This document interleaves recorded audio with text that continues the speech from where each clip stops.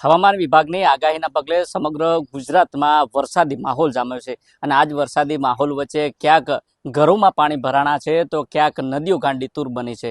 વાત સાબરકાંઠા જિલ્લાની છે। સાબરકાંઠા જિલ્લામાં મેઘમહેર થતાની સાથે જીવન નિર્વાહ ખોવરાણું છે। એટલું જ નહીં, જે નદી ગાંડીતુર બનતાની સાથે જે પાર્ક કરેલી ગાડી છે આ ગાડી પણ તણાણી છે। તેની વિગતે વાત આ વિડીયોમાં કરવી છે। વૈષ્ણવજન તો તેને કહીએ જે પીડ પરાઈ જાનાને રે।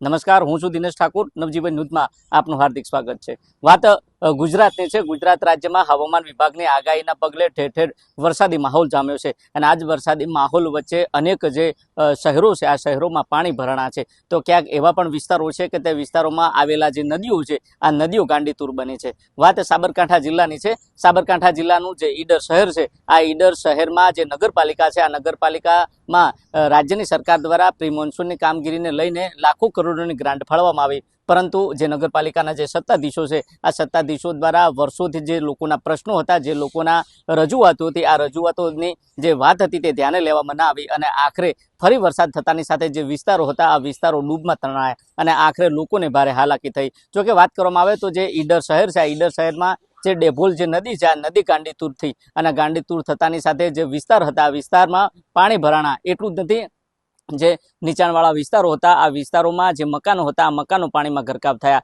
અને આખરે સોશિયલ મીડિયામાં વિડીયો વાયરલ થયા। પહેલા તમે વિડીયો જોવો। આ વિડીયોમાં સ્થાનિક લોકો નગરપાલિકા સામે કયા પ્રકારની આંગળી ચીંધી રહ્યા છે તે પણ તમે જુઓ। અંબિકાનગર સોસાયટી બરવાવ રોડ ઈડર, આ પરિસ્થિતિ જુઓ તમે। નગરપાલિકા કંઈ કામ કરી ના શકી એનું પરિણામ તમે જુઓ ખાલી।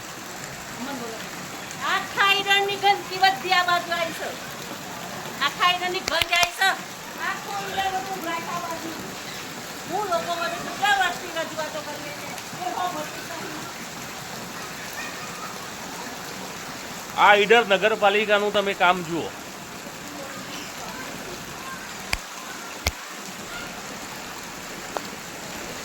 ઈડર નગરપાલિકાની આટલી જો ગ્રાન્ટ હોવા છતાં જો કંઈ કામ ના કરી શકતી હોય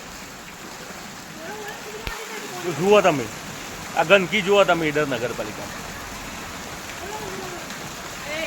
કેટલા લોકો અહીંયા ગયા ને કેટલી રજૂઆતો કરી। હા બેન બોલો। પણ અમારું કોઈ રજૂઆત કરીને કોઈ સાંભળતું જ નથી અને આવા ગંદકી આખા ઈડરની ગંદકી આ બાજુ આવી છે। શું કરવાનું? વારંવાર રજૂઆતો કરીએ છીએ પણ અમારો કોઈ પ્રશ્ન હલ થતો જ નહીં।